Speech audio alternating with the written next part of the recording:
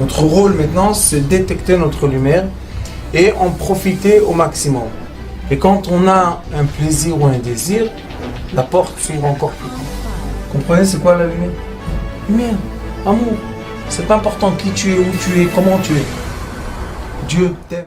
Dans la Torah, on dit que le livre de Bereshit, Sefer Bereshit, c'est pourquoi un livre de Bereshit, il est écrit Derech Eretz Kadma la Torah. Ça veut dire quoi? Le comportement d'un être humain est avant l'étude de la Torah. Parce que si quelqu'un, il étudie la Torah et son comportement n'est pas un comportement qu'il faut, on ne veut pas qu'il étudie la Torah.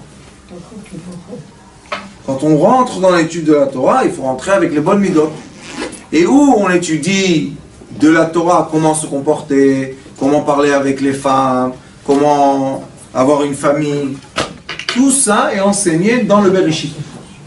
Alors chaque fois qu'on étudie le livre de Bereshit, ou bien Shemot, Vaikra, Bamidbar, Dvarim, on doit, c'est une façon d'étude, de faire sortir de la Torah un enseignement de quoi? De comportement. Si chaque semaine on étudie la Torah, on dit ouais, je dois me comporter comme ça, c'est bien, j'ai bien compris ce que veut la Torah. Alors on a commencé ensemble la Bereshit, vous vous rappelez, et là nous avons Toldot. Qu'est-ce qui se passe dans le livre, dans la paracha de Toldot? Une dame très gentille qui s'appelle Rivka dit à son mari, prie à Dieu que j'ai des enfants. Et quand elle a des enfants, elle pensait qu'elle avait un enfant bipolaire. Pourquoi bipolaire? Quand elle allait à côté d'un endroit de Avodah Zara, ça tapait des pieds.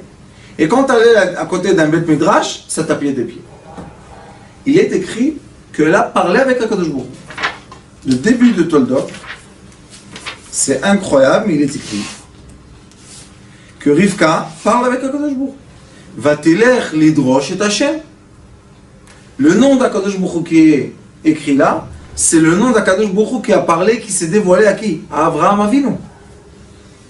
Qui est Rivka que HaKadosh Baruch Hu se dévoile à elle? Et regardez ce qui est écrit. Vayomer Hashem là. Il lui a dit, Hashem, quel Hashem? Ot Yud, Ot Hey, Ot Vav, Ot Ze. Qu'est-ce qu'il lui dit? Shne goim bevitnech, ou shne leumim mimeaich yiparedu, ou leom mileom yametz, verav yavot tzair. Il lui dit, tu auras deux enfants qui sont la tête de quoi? De deux peuples. Et ces deux peuples-là vont se séparer. Ils ne vont pas être comme des frères, ils vont être comme des ennemis. Et il y a une halakha qui dit, Esav sonne le Yaakov tamid. C'est une halakha.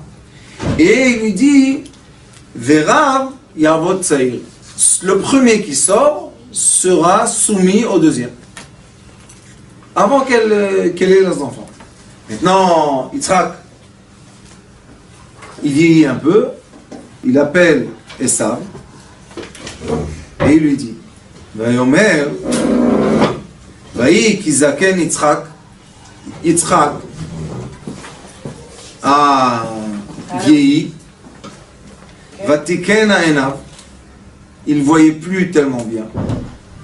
Meroot, Vaikra et Esav beno agadol. Il a appelé son fils Esav, comme il y a eu deux jumeaux.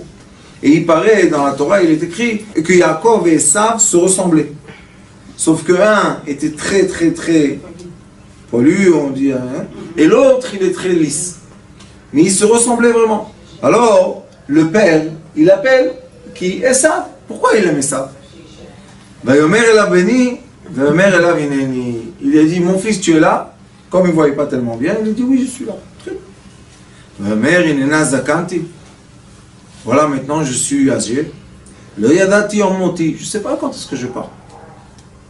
La question qui se pose est pourquoi Yitzhak dit ça? Et après 22 ans, il est encore avec Yaakov, qui est parti de chez lui. Et Yaakov revient en terre d'Israël, dans la paracha de la semaine prochaine. Et c'est après 22 ans qu'il a travaillé pour Rachel, pour Léa et pour le troupeau. Et après encore il vit en Eretz Israël, et seulement après ils vont au Hachem, c'est la Torah Yitzhak. Alors, pourquoi Yitzhak maintenant il dit, je ne sais pas qu'est-ce qui se passe avec moi? Alors il dit, Ve'ata sana kelech et alecha vekashtecha, ve'tze asade ve'tzud alitzayid. Il a dit, toi maintenant, tu vas prendre tous tes outils, toutes tes armes, et va dans les champs, et va m'amener, trouve quelque chose, une biche. Et après il dit, et toi, tu sais comment préparer le manger que j'aime. Question. Qui aime le manger? Le nefesh, le roi ou la neshama? La vitalité, l'esprit ou l'âme? La vitalité. Seule vitalité. Qui parle maintenant avec ça? La vitalité. Le nefesh. Qu'est-ce qu'il dit le nefesh? Écoute, viens nefesh. On parle maintenant nefesh benefesh. Qu'est-ce qu'il lui dit? Tu sais, moi le nefesh, c'est la fin. Pourquoi c'est la fin? Parce qu'après, quand Yaakov 22 ans, et il étudie la Torah une partie du temps, avant d'aller voir Rachel, il a étudié la Torah, qu'est-ce qu'il fait Yitzhak? Quoi? Il mange toute la journée des biches, c'est ce qu'il fait? Yitzhak aussi, il s'élève. Alors il a dit, avant l'évaluation que je vais avoir, spirituelle, je t'appelle pour faire quoi? Pour, avec le matériel, te bénir. Et il lui dit, Ve'avi ali ba'ochla ba'avu tevarchecha nafshi. Je veux que ma vitalité te bénisse. Et Yaakov, qu'est-ce qui va le bénir? Dans chaque être humain, il y a les degrés de vie qu'on est maintenant. D'après le degré de vie dans lequel je vis maintenant, chaque fois, je me comporte d'une autre façon. Chaque fois, j'ai un autre approchement. Chaque fois. Donc la personne, elle doit savoir que d'après l'état d'esprit dans lequel elle est maintenant, c'est la façon d'elle voir la vie, dans laquelle elle voit la vie. Et si la personne, chas v'shalom, veut voir la vie d'un autre état d'esprit, elle ne peut pas. Alors, chaque fois qu'on vit, on doit se poser la question, dans quel état d'esprit je suis maintenant? Et qu'est-ce qui fait plaisir à mon état d'esprit de maintenant, d'aujourd'hui, de l'âge que j'ai maintenant? Parce que si on ne veut pas être en paix avec l'état d'esprit dans lequel on vit maintenant, malheureusement, on peut, chas v'shalom, perdre quoi? La boussole, son équilibre. On essaye d'être quelqu'un de très spirituel, mais on renverse une table. Qu'est-ce spirituel? Quelqu'un qui m'a dit, aujourd'hui, il est venu me dire, tu sais Rav, j'ai une spiritualité, mais des degrés magnifiques. Je dis, ça, c'est bien, je suis content, heureusement qu'il y a des tzadikim. Ouais, ma femme, elle me dit, oui, mais monsieur, vous savez, Shabbat, il est trop nerveux, trop nerveux. Qu'est-ce qu'il y a nerveux? Dernier Shabbat, il a cassé une bouteille de nerfs. Je dis, ah, t'es très spirituel, toi. C'est quoi ces histoires-là? Les gens vivent dans les bandes dessinées. Très spirituel, il a rappé. Je me suis dit, ouais, ma chère, il est venu. Bon, prochain. Il casse de nerfs, il casse les choses. Ah, c'est pas comme ça. Alors, qu'est-ce qu'il a dit, Yitzhak? Yitzhak, il nous a enseigné une chose très importante. Dans chaque degré de vie que tu es, comporte-toi de cette façon. Il a dit, Esav, pour moi c'est quoi? C'est le nefesh. C'est vrai que je l'aime. Pourquoi je l'aime? Il va dans les champs, il attrape les biches, il vient, il coupe, il me fait à la hache. Il est très gentil. Mais mon fils Yaakov, qu'est-ce qu'il fait? Il est pris. Il étudie, il est dans sa petite chambre, avec les livres. Bon, parle un peu avec ton père. Oui, c'est qui m'a enseigné la Torah? Si c'est pas son père, c'est qui a enseigné à Yaakov la Torah? Qui? C'est comme Yaakov et Yosef. Yosef, toute l'intelligence qu'il a eue depuis l'âge de 17 ans, jusqu'à quand il est décédé, c'est tout de son père. Alors, qui lui a donné la sagesse? Son père. Ah, pourquoi il a laissé les frères? On va voir la semaine prochaine. Ah, ça commence Yosef. On va voir comment une personne, combien il a encaissé ce Yosef-là, et une fois il a pas ouvert sa bouche, une fois.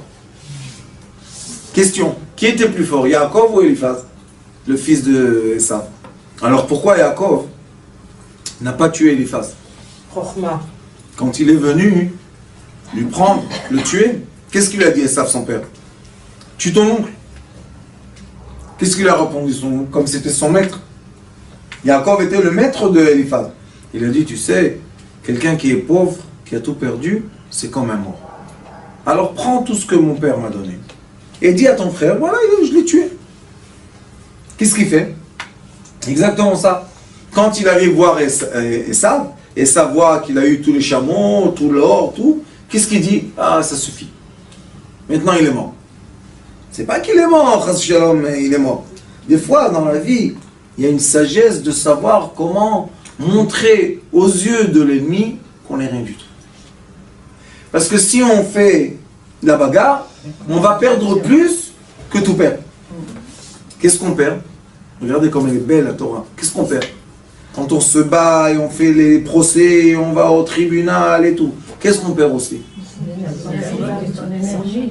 C'est plus le nefesh. C'est qui doit faire la guerre? Le nefesh, d'accord? C'est qui veut l'argent? Est-ce qu'il a besoin? L'esprit a besoin d'argent, l'âme a besoin d'argent. Le nefesh seul, il a besoin d'argent. Alors pourquoi on fait des guerres? Parce que notre vitalité a besoin de matière physique. Mais l'âme n'a pas besoin de matière physique. Alors Yaakov, qu'est-ce qu'il nous enseigne? Il dit, écoute, quand quelqu'un vient prendre ta matière physique, fais attention de ne pas perdre avec ça ta spiritualité, l'esprit et ton âme. Fais attention. Donne le physique, garde l'esprit. Pourquoi? Parce que celui qui a eu l'esprit de la richesse une fois dans sa vie, il sait comment le faire. Alors une fois, il dit, allez, prends tout. Et après quelques années, on voit, hop, il est remonté. Pourquoi? Parce que l'argent, c'est pas du physique. Ça va et ça vient. L'argent, c'est du spirituel. L'argent, c'est l'état d'esprit que j'ai. Si je dis, ah, ça va pas, je perds tout, ça va pas, à la fin, je perds tout, ça va pas. Mais si je dis, bon, Hachem, ça va s'arranger, qu'est-ce qui se passe? Ça s'arrange. Ben, qu'est-ce qui s'est passé? C'est que l'état d'esprit de l'être humain a été malheureusement atteint. Alors dans la vie, rien du tout. Qu'est-ce qui nous enseigne Yitzhak? Il dit, moi je veux donner à mon fils Esav ce qu'il mérite. Pourquoi? Parce qu'entre les deux jumeaux, celui qui est spirituel, esprit, ça doit être Yaakov, et celui qui est matière, ça doit être Esav. Une autre preuve de ce que je vous dis, quand Yaakov est venu, et les anges lui ont dit, et les anges lui ont dit, Esav vient contre toi, il a des anges et tout et tout. Qu'est-ce qui s'est passé? Yaakov s'est incliné. Et qui est venu avec beaucoup de bétail? C'est Yaakov. Et Esav, qu'est-ce qu'il était? Avec 400 soldats pour aller attraper de la bétail. Alors maintenant on se pose la question, qui est riche et qui est pauvre? Yaakov est riche. Pourquoi? Vous savez combien il avait? Il avait 600 000 chiens qui gardaient les troupeaux. 600 000 chiens. Chaque chien, 100 têtes de troupeau. 600 000 fois 100, c'est 600 000, c'est fois 10, c'est 6 millions. Et fois 60 millions de têtes de troupeau. Vous imaginez? C'est des machines qui rasent toute la pelouse. Mais pas la pelouse d'un jardin. Ils rasent un pays entier, cela. Alors maintenant, qui est venu avec beaucoup d'argent et qui est venu avec un peu d'argent? Yaakov est venu avec beaucoup d'argent. Pourquoi il est venu avec beaucoup d'argent? Puisque Yaakov doit représenter l'esprit. Pour amadouer ça. Parce que la mère de Yaakov a eu peur pour lui. Yitzhak savait exactement. Yitzhak savait, celui qui a l'esprit aura toujours l'argent. Mais celui qui a seulement l'argent, il n'aura pas toujours l'argent. Alors, en aimant son fils, pourquoi il doit faire du mal à son fils? Qu'est-ce qu'il a fait ça de mal? Alors il a dit, je vais donner le matériel à mon fils Esav. Et mon fils Yaakov, il va s'arranger, non? Puisqu'il est intelligent. Et qu'est-ce qu'elle a fait, la Rivka? Elle a dit, non, j'aime mon fils. Oui, tu as aimé ton fils. Tu l'as envoyé en exil, 22 ans. Il s'est vendu en tant qu'esclave. Et le Zohar Kadosh dit, quel droit avait Yaakov de vendre son corps en esclave à Lavan. D'où qui l'a permis ça? Tu es le fils d'Abraham Yitzhak. Comment tu te vends en esclave? Le Zohar Kadosh dit que c'était pas une chose tellement magnifique. Et après, il revient. Mais comment il revient? Comme Yitzhak a dit, il va venir toujours, parce qu'il a l'esprit. Mais le pauvre Esav, qu'est-ce qu'il a? Il n'a rien du tout. À la fin, Yaakov, vous savez, quand ils enterrent Yitzhak, Yaakov dit à Esav, voilà, Eretz Israël et Fanecha. Non, Esav lui dit, non. Eretz Israël, Shelcha, Ani, Yeshli et Ar Seir. Il a une montagne qui s'appelle Ar Seir. Je me contente de ça. Donc à la fin, qu'est-ce qui s'est passé? Que Esav, malgré la volonté de Yitzhak de lui donner beaucoup, il est resté sans rien. Yaakov, malgré qu'il devait, avec son esprit, avoir beaucoup, il a eu beaucoup sans faire d'effort. Alors qu'est-ce qu'il avait besoin d'aller? 22 ans. Après se punir, lui, 22 ans de Yosef. Et après que tout le peuple d'Israël descende en Égypte, en esclavage. Il y a toute une démarche ici dans cette histoire. Alors Yitzhak voulait dès le début mettre les choses en place. Il a dit voilà, Yaakov, toi tu es l'esprit. Où je te mets dans le monde, vous savez, ma mère disait toujours, celui qui est sage, c'est comme l'oignon. Où tu le mets, il pousse. Tu le mets à l'endroit, à l'envers, à côté comme ça, à côté comme ça, il pousse. Et des enfants, ils se débrouillent. Mais ceux qui ne savent pas se débrouiller, c'est eux qu'on doit leur donner l'aide. D'accord ou pas? Oui, bien sûr. Yitzhak, c'est exactement ce qu'il a dit. Il a dit, Esav mon fils, qu'est-ce qu'il a dans la tête? Regardez un peu qu'est-ce qui est écrit dans les Midrashim sur Esav. Qu'est-ce qu'il voulait? Il prenait des biches, il tuait les gens, il faisait comme ça, il se fatiguait. Qu'est-ce qu'il faisait lui? Rien du tout. Qu'est-ce qu'il faisait de bien, de productif pour sa vie? Rien du tout. Son père n'aimait pas une tribu, il allait se marier avec elle. Plein de bêtises comme ça. À quel moment tu dis tu l'aimes? C'est une question, hein. Mais cette question-là, on peut la remonter encore plus haut. Pourquoi il est écrit que Abraham aime Ishmaël? Puisque tu as reçu Yitzhak. Et bincha asher ahavta et Yitzhak. Pourquoi il doit dire le fils que tu as aimé, l'unique que tu as aimé, Yitzhak. Dis le fils que tu as aimé, c'est fini. Non, il aimait Ishmaël. Et tous les sages demandent pourquoi Yitzhak a aimé ça et Abraham a aimé Ishmaël. C'est une question, hein. D'après les gens qui ont quitté le chemin de la Torah et ils ont fait des religions qui ne nous aiment pas tellement, d'après ces gens-là, les patriarches les ont choisis à eux? Ah non. Ishmaël, nos frères musulmans, qu'est-ce qu'ils disent? Nous sommes le peuple élu. D'accord? Et les chrétiens, qu'est-ce qu'ils disent? Nous sommes le peuple élu. Qu'est-ce que ça veut dire ça? C'est Yaakov? C'est pas vrai. Il est écrit qu'il lo yitosh Hashem amo venachalato lo ya'azov. Alors maintenant, vous allez poser une question. Pourquoi dans le déroulement de 6000 ans, qui est 60 ans de vie d'une personne et 10 ans la vie de Shabbat, c'est 70 ans, pourquoi Akadosh Baruch Hu, dans ce déroulement, a montré que les patriarches aimaient les enfants difficiles et ils ont, on va dire, un peu laissé dans la nature les enfants qui sont doués. Pourquoi l'instinct C'est l'instinct, justement. des parents de donner la force aux faibles et non pas améliorer l'effort? C'est pour une question de jalousie, parce que les deux frères, Abel et Caïn, peut-être c'est parti de là. Les deux frères étaient jaloux, l'un était jaloux de l'autre, pour éviter qu'il y ait la jalousie entre... Au contraire, il y a une grande jalousie. Non, mais Le frère qui se débrouille tout seul, les parents, au lieu d'être aidé par les parents, il est... Allez, vous savez, ma mère dit que mon père, quand j'avais 1 an, c'est quoi 1 an? C'est même pas une marche. Il allait à la plage, il me prenait, il me jetait dans l'eau, il partait. Les gens criaient, il va se noyer, il va se noyer. Je leur disais, on va voir. et j'arrivais pas, je sortais pas de l'eau, sortez de l'eau. Alors ma mère, elle lui disait, pourquoi tu le fais ça? Il dit, parce que lui, Il saura se débrouiller. il va se débrouiller de toute façon, il va se débrouiller. Et les autres, il a dit, les autres, tu vas toute ta vie faire attention, que ça casse pas, que ça se refroidit pas, que ça se chauffe pas. Maintenant, quelle est la raison?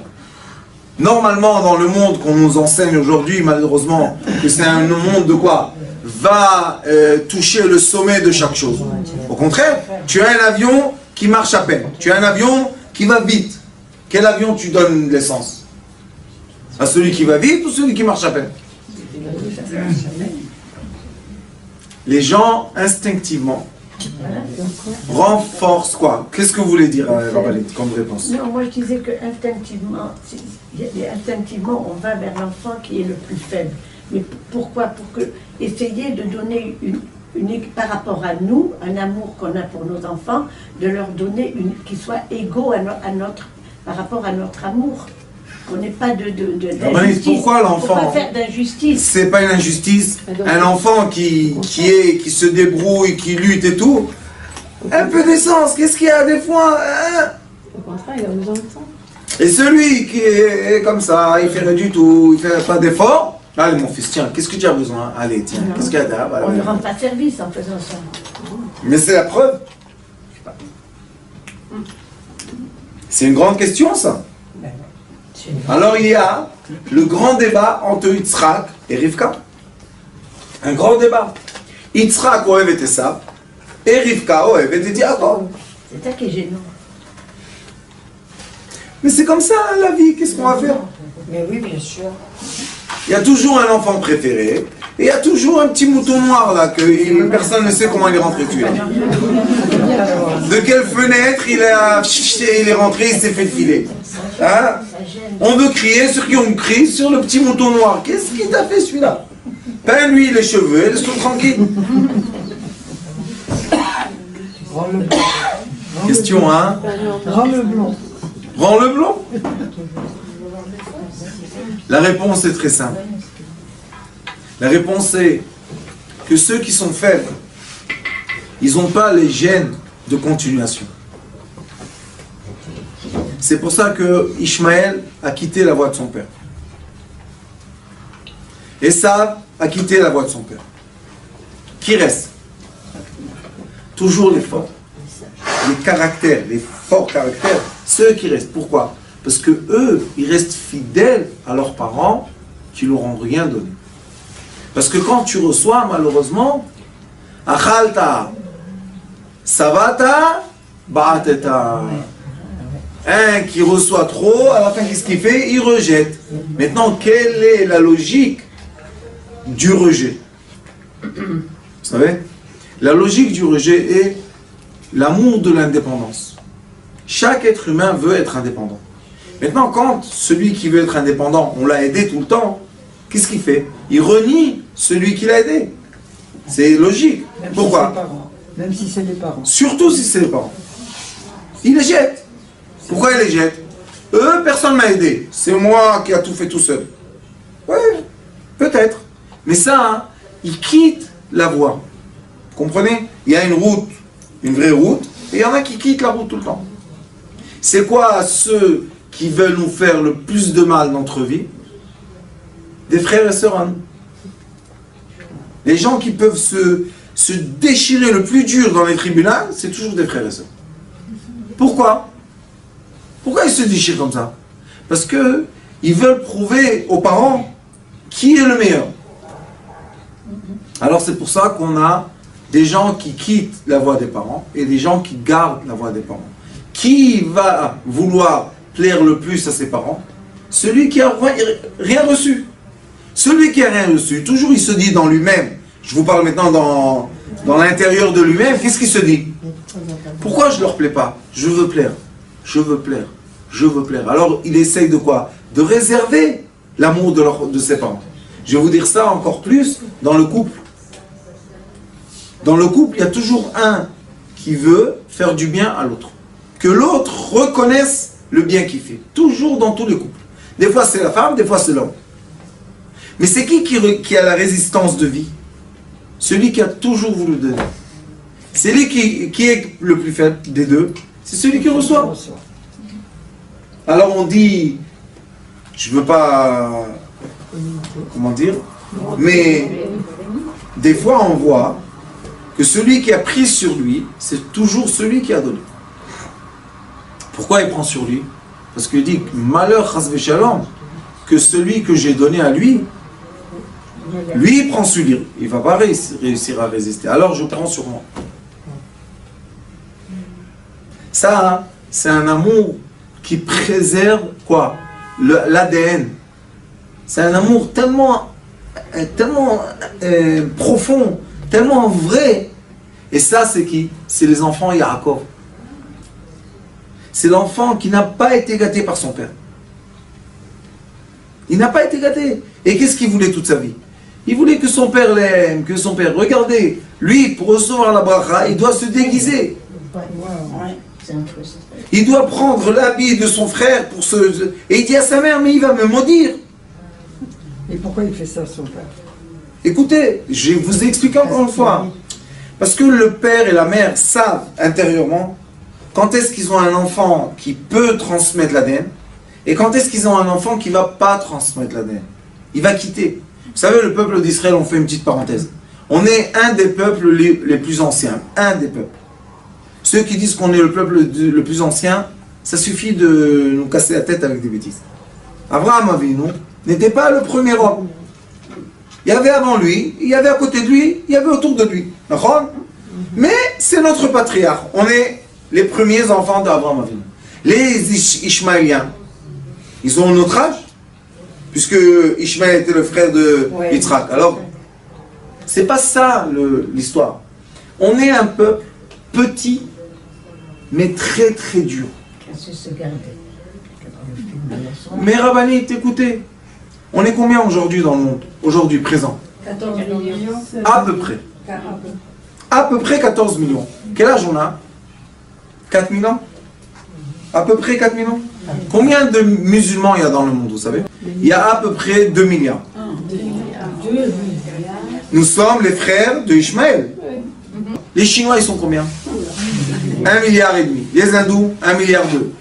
Les gens de l'Afrique, Baruch Hashem, vous ne savez pas ce qui se passe en Afrique, mais il y a bientôt 1 milliard de gens en Afrique. Vous savez ils datent d'où, ceux-là? Ham, Shem et Efet. Shem. Shem, ça date depuis Noach. C'est 10 générations avant Abraham Avinu. Ils sont 1 milliard à peu près. Alors nous, on date à peu près de la même génération. Pourquoi on n'est pas 1 milliard de juifs? Quand on a une pomme, et on a un grain de la pomme. Si on prend le volume d'une pomme et le volume d'un grain d'une pomme, quelle est la différence entre eux? Des milliers de fois. Quelle est la différence entre le grain Israël et le monde? Nous sommes le grain ADN qui doit passer de génération en génération et transmettre la volonté divine De Dieu. pas seulement au peuple juif, parce qu'il est passou qu'il est écrit Ve'i chochmatrem ve'binatrem le'enei hagoyim. Les goy, c'est quoi? C'est le grand volume du monde. Il y a des milliards de milliards. Nous, on est quoi? On est le petit volume du monde. Nous sommes quoi? Nous sommes des millions. Dans l'arbre, dans les fruits, tous les fruits de la terre. Prenez par exemple une pastèque comme ça, bien rouge. Bientôt, on va voir en été les grosses pastèques. Prenez le grain. Quelle est la différence entre le grain et le volume de la pastèque? C'est des milliers de fois. Pourquoi? Et où est tout l'ADN? Dans le pépin. Dans le grain. Et le grain n'est jamais le grand volume. N'est jamais le grand volume. Alors Yitzhak, quand il fait du bien à Ishmaël, à Esav, excusez-moi, c'est parce que Yitzhak sait que Esav n'est pas le volume, il n'est pas, lui les volumes, ça ne sera pas le grain. Qu'est-ce qu'elle fait, Rivka? Elle dit, pourquoi mon fils n'est pas le volume? Je veux que mon fils aussi soit riche. Il n'a pas besoin. Son rôle est quoi? Transmettre l'ADN spirituel et non pas venir avec les troupeaux et avec les masses et avec... Il est écrit dans le Midrash que Yaakov, pendant 22 ans, quand il était chez Lavan, il étudiait la Torah. Alors comment tout ça, le troupeau, les chiens, les trucs, comment ça s'est multiplié? Parce qu'il a eu une volonté, une fois, de ne pas partir de Lavan pauvre. Vous vous rappelez qu'il a eu le rêve, la semaine prochaine il a le rêve. Il va rêver que quoi? Que lui aussi il va prendre sa femme, ses 2 femmes et les enfants, il veut avoir quelque chose. Mais il n'a jamais imaginé qu'il va avoir 60 millions de têtes de bétail. Qu'est-ce qu'il fait avec? Et qu'est-ce qu'il dit à Esav? Il dit, Vani et alech leiti. Je ne peux pas aller marcher vite. Pourquoi? Parce que j'ai plein de troupeaux, il y avait la naissance tout le temps, des petits, et il ne pouvait pas bouger le pauvre. C'est pour un sage, c'est ça. Il est écrit, Marbe mnechassim, marbe de'aga. Celui qui a beaucoup de matériel, il a beaucoup de soucis. Est-ce que j'ai le client? Est-ce que j'ai la personne qui va louer? Est-ce qu'il va payer à temps? Est-ce qu'il va me faire des... Et quand il n'y a pas le loyer, on dit, oh, la maison, elle est fermée, pas dommage. Ça s'abîme. Vous savez, les maisons qui ne travaillent pas, ça s'abîme. Alors la personne qui a... Où elle est sa tête? Le Zohar HaKadosh, il dit, dans chaque endroit que tu as du matériel, une partie de ta vitalité est là-bas. Parce que c'est toi, l'esprit, qui fait nourrir ta vitalité. Alors imaginez-vous quelqu'un qui veut étudier comme il faut, et il a de la vitalité partout, le pauvre. Comment il vit? Rahmanout. Alors c'est quoi la vraie bracha d'un sage? Ishtam, Yeshevu Ali. Assis-toi dans ta petite chambre, étudie la Torah. Et c'est tout. Ah, quand même, le sage, qu'est-ce qu'il veut faire? Il veut diffuser sa Torah, non? Diffuser la lumière. C'est quoi son rôle, on dit? Le rôle du pépin, c'est d'être implanté dans la terre pour avoir un grand arbre avec plein de fruits. Et Baruch Hashem, imaginez-vous, si on prend les volumes de tous les fruits et de l'arbre qui sont sortis d'un pépin, quelle est la proportion? Immense. À mon avis, à la fin, le grain ne vaut plus rien. Mais le grain, pourquoi il est là-bas, vous savez? Parce qu'il sait qu'à la fin de la tige, du tronc de la tige et tout, il va y avoir un pépin. Donc, il fait tout le tour pour retourner à sa place. Qu'est-ce qu'il a fait, Yaakov? Il a fait tout le tour de pauvre et tout. Il s'est gonflé, pour à la fin que Yaakov dit à Yosef les mêmes paroles de son père. Quand il appelle Ephraim ou Ménaché, qu'est-ce qu'il lui dit? Voilà, je monte dans mon lit, je vais mourir, je veux bénir tes enfants. Et qu'est-ce qu'il fait aussi, lui? Hop, il croise les mains. Donc lui aussi, il ressent qu'il y en a un qui va faire transmettre le message et l'autre va faire transmettre le volume. Et ça, dans cette semaine, quand on étudie Asher Ha'av, l'amour qu'on doit donner, eh bien oui, chaque être humain, ou chaque société, ou chaque groupe, ou chaque association, c'est toujours des volumes qui entourent un grain. Aujourd'hui, ce que je veux vous expliquer, c'est une chose très simple. C'est que toujours le volume protège le grain. Regardez, on a allumé une bougie. C'est quoi la vérité d'une bougie? C'est rien du tout. Voilà, je passe dans ma main, rien du tout. C'est quoi? C'est de l'herbe. Qu'est-ce qui tient l'herbe? Regardez la bougie. Qu'est-ce qui tient l'herbe? Qu'est-ce qui permet à l'air de vivre? Le volume. Quelle sorte de volume? Du plus fin, qui est la mèche, au milieu, qui est toujours ou la cire, ou l'huile d'olive, le rachou, jusqu'au plus épais, qui est le dur. Je ne peux pas passer avec mon doigt le dur. Mais regardez, le feu, je passe mon doigt. Donc, qui est le volume et qui est le grain? Pourquoi on allume une bougie? C'est quoi Le grain, c'est la mèche. La flamme. Pourquoi on allume une bougie? Pour éclairer la chambre, d'accord? Mais tu ne peux pas éclairer la chambre s'il n'y a pas une épaisseur qui protège la flamme. Alors dit le nom Elimelech, je reviens à ce que je vous ai dit tout à l'heure, il dit quand la Neshama descend, qu'est-ce qu'elle demande qui descend avec elle? L'épaisseur, le volume. Pas seulement le corps physique, les amis qu'il a autour de lui, les élèves qu'il a autour de lui, les gens qui le soutiennent. Qu'est-ce que veut la mèche? Tout revient. Et l'environnement. Dès que la mèche éclaire le matériel devient important comme la mèche. Et ça, c'est la valeur que donne le tzaddik à tous ceux qui sont autour de lui. Et non pas, chas v'shalom, dévaloriser les gens qui ne sont pas comme toi. Si eux n'acceptent pas d'être quoi autour de toi pour faire quoi? Pour protéger, que tu puisses illuminer, alors tu ne peux pas illuminer. D'accord? Prenez une mèche toute seule, allumez-la, elle s'éteint. Mais mettez à côté d'une mèche de l'huile d'olive, mettez un récipient fort, protégez la mèche, elle peut illuminer une chambre entière. D'accord? Et ça, c'est le secret, le grand secret de cette semaine. Nos parents, les patriarches, Abraham et Yitzhak, ils savaient que l'essentiel a besoin de volume autour de lui. Comme la tête a besoin de tout le corps. Parce que s'il n'y a pas de corps, qu'est-ce qu'on a besoin d'une tête? Mais le corps sans la tête, c'est rien du tout. Donc, ce qu'ils voulaient faire, nos patriarches, c'est quoi? Unir l'union entre quoi? Entre le matériel, le volume, le solide et la lumière. Et quand le matériel est autour de la lumière, ensemble, dit le nom Elimelech, ça illumine. Si vous regardez dans la bougie,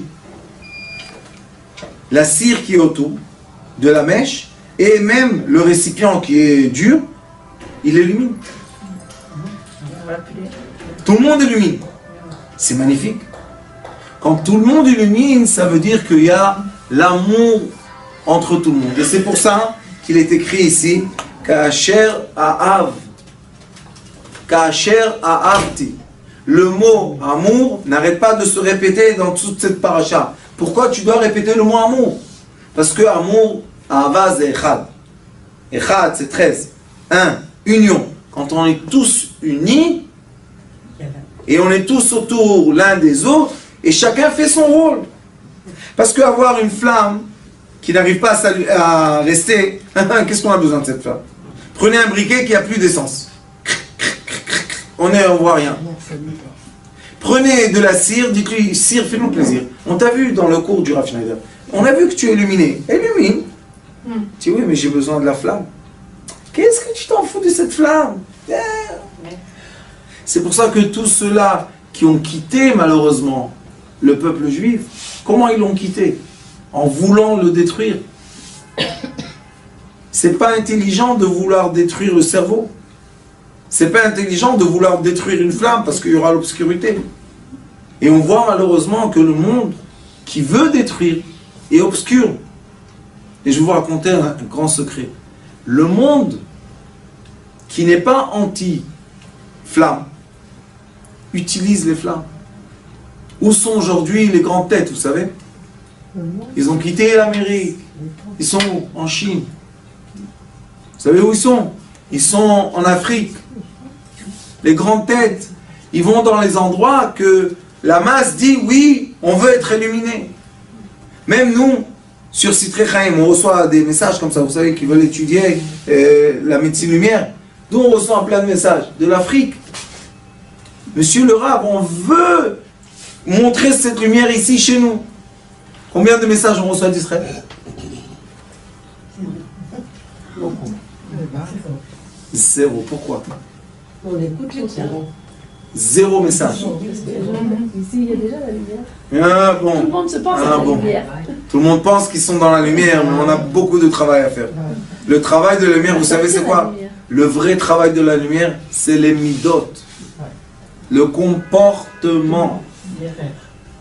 Derech eretz kadma la Torah. Et si on va avoir de la derech entre nous, c'est sûr que Israël peut être la grande lumière qui va illuminer le monde entier. Il n'y a pas de souci. Mais si on n'a pas le bon comportement entre nous, il y a un grand souci.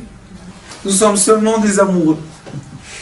Et nous voulons seulement une chose, que chaque flamme illumine tout quoi?